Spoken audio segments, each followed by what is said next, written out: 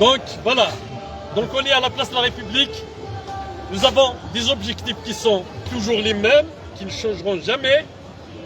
Si on est là, on est là pour la consécration d'un état de droit.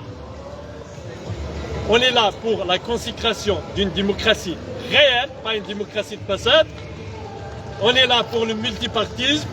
On est là pour des élections transparentes et libres et équitables. On est là pour l'indépendance de la justice.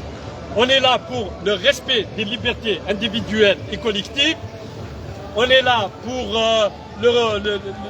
la défense des droits de la personne humaine, parce qu'on n'a pas le droit d'humilier, d'emprisonner quelqu'un qui exprime son point de vue.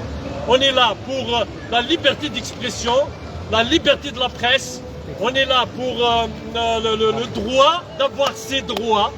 On est là pour que les Algériens auront le droit de construire l'Algérie, de l'avancer, de faire de nos universités des universités qui forment, pas des universités qui déforment. On est là justement pour avancer l'Algérie. On est là pour une véritable transition démocratique. Vous savez, depuis 1962, on parlait il y a quelques minutes ici, la plupart des dirigeants, ce sont des voleurs. De Chakib Khalid à Toufik, à Mahana Djebbar, à Chingiriha. Chingiriha, ses enfants vivent en France. Comment ils vont défendre dans l'Algérie? Ils vivent en France, ils ont des châteaux, ils ont des maisons, ils ont des biens, ils ont des entreprises, ils ont tout. Et c'est lui qui est à la tête d'une armée comme l'armée algérienne. Notre institution, nous la respectons. Notre institution, nous l'aimons. C'est une institution qui est là pour défendre le peuple. Par contre, la junte militaire qui dirige, cette junte militaire instrumentalise notre armée pour organiser le pillage, pour ramener des sociétés étrangères, des multinationales, pour voler les richesses des Algériens. Et vous avez vu, hein, la preuve, la plupart des sociétés en fait prennent 80% et l'Algérie va récupérer 20% de ses richesses. Vous imaginez, ils ont signé là et on vient de voter une loi minière pour donner 80% aux sociétés étrangères et garder uniquement 20% pour les Algériens. Et vous savez, ça veut dire en fait le sens de cette loi. Le sens de cette loi est clair. Vous savez pourquoi? Parce que la corruption s'organise comme ça. 80% pour des sociétés étrangères et dans les 80%, 40% vont partir dans les poches des généraux, 40% dans les poches des sociétés étrangères qui sont connues en fait pour la prédation et le vol organisé. Et maintenant ils veulent y aller plus loin parce qu'ils sont en train d'inviter des sociétés américaines, c'est-à-dire qui bouffent tout, qui ne laissent rien. Vous savez, quand les sociétés américaines passent, c'est-à-dire il ne laissera ni le sable, ni il ne laissera rien. En fait, ils vont bouffer tout, ils vont bouffer l'humain, ils vont bouffer la nature, ils vont détruire en fait les richesses, ils vont voler tout. Et c'est ça en fait la marque de fabrique des sociétés américaines. Et notamment de l'INI et Total, hein, parce que eux ne sont pas non plus en fait des anges qui ont l'habitude de bouffer les richesses et d'organiser la corruption avec le régime totalitaire d'Alger.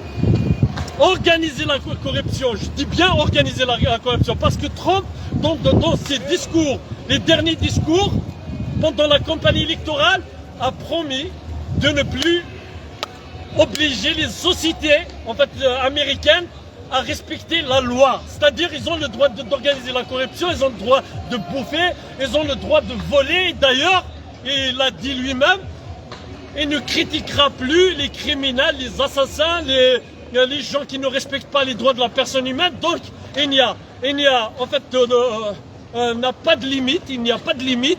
Et les fins justifient les moyens. Et c'est ça la nouvelle politique de Trump, le sanguinaire, de Trump, l'ennemi de l'humanité, de Trump, l'ennemi de l'homme et l'ennemi de tous les peuples du monde.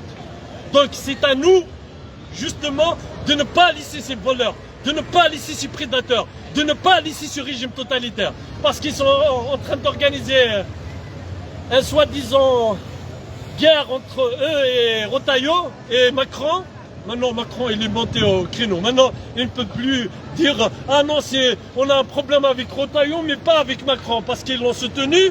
Parce que vous savez que Macron est parti à Alger pour avoir le financement et qu'il a commencé à développer un discours. Puis, en arrivant en France, en 2017, il a changé complètement le discours, tout simplement parce qu'il était content d'avoir en fait le soutien du régime totalitaire d'Alger. Et une fois arrivé en France, donc il avait compris qu'il avait des oppositions, donc il a essayé de tourner même, en fait, de changer complètement le discours. Et on connaît en fait les jeux, et d'ailleurs, les jeux en fait de ces gens-là qui n'ont ni principe ni valeur d'ailleurs. Parce que s'il a des valeurs, il ne va pas accepter le soutien d'un régime totalitaire. Et deux, en fait, vous avez vu les chaînes publiques ou les journalistes ici en France parler des centaines de militants de Irak qui sont emprisonnés? Jamais. Jamais. Uniquement, sans salle, parce qu'ils travaillent avec eux. Bah, des centaines de militants qui sont en prison, on s'en fout. Tout simplement parce que eux, ils ne veulent pas un changement démocratique en Algérie. Parce que Macron n'est qu'un élément, qu'un clan, en fait, dans le régime d'Alger. C'est ça la réalité. La réalité, quand on est un clan dans le régime totalitaire d'Alger, on va attaquer un clan, on va critiquer un autre clan, mais on va essayer par tous les moyens de protéger. Protéger, il faut le comprendre. Il y a une différence. En fait, il faut avoir la subtilité pour comprendre cette différence. C'est très très important. Quand on est un élément, un clan dans le système, on va attaquer les autres clans, mais on va essayer de préserver le système. Donc Macron ne laissera jamais les journalistes qui se disent indépendants, mais non, mais quelle indépendance ces journalistes qui ne parlent même pas des centaines d'Irakistes qui sont en prison. Ils sont où? Et deux, puisqu'ils parlent en fait de l'argent que le régime total, que les généraux ont volé, donc qu'ils ne parlent en fait des milliards qui ont franchi en fait les frontières, et qu'ils ne parlent des milliards volés par le régime totalitaire d'Alger, qu'on a placés dans des banques.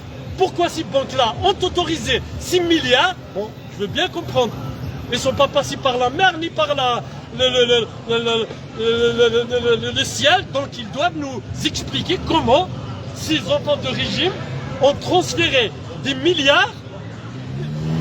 Ils ont acheté des apparts, ils ont acheté des palais, pas des apparts, ils ont acheté des sociétés, ils ont acheté tout. Et ces banques-là ont autorisé un transfert de milliards. Comment? Donc ils étaient corrompus, ces banques. Donc ils étaient complices. Comment, en fait, des gouvernements qui se succédaient, ils ont laissé en fait des gens acheter des sociétés sans donner la preuve de la provenance en fait de cet argent. Si c'était un citoyen lambda en France, 1000 €, on va te demander ça vient d'où ça, mais tu as gagné comment cet argent? Et ces gens-là ont pu transférer des milliards. Donc nous voulons plutôt en fait une transparence.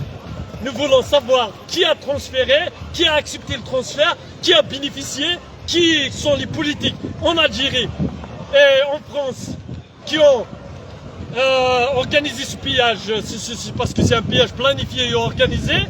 Et on veut savoir surtout pourquoi on avait assassiné Pierre Bérégovoy.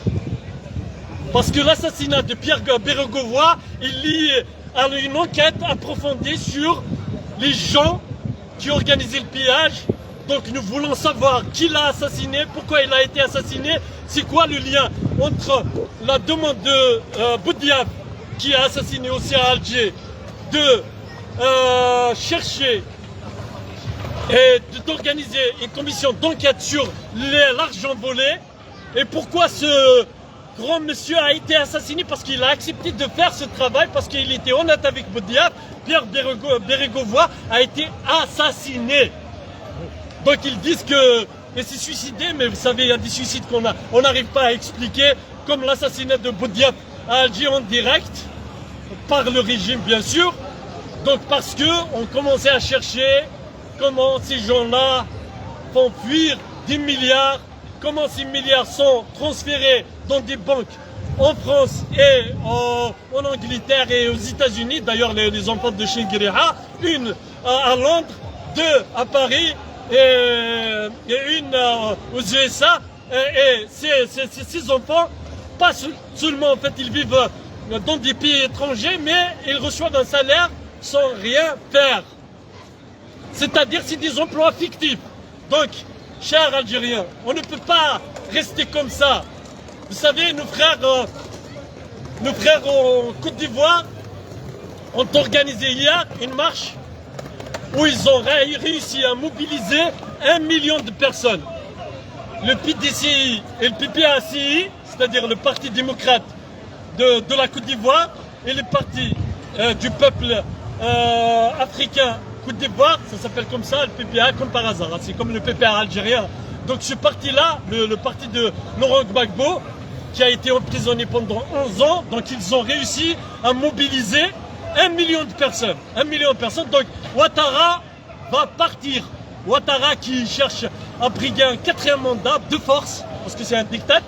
Donc, n'a pas d'autre choix, parce que si Gbagbo et Thiam se présentent, c'est-à-dire le président de PDCI et le président de PPACI, s'ils se présentent, il n'a aucune chance de gagner. Donc c'est sûr, en fait, c'est le début de la démocratie, vraie démocratie en Côte d'Ivoire. L'Afrique est en train de bouger, donc les choses sont en train de changer.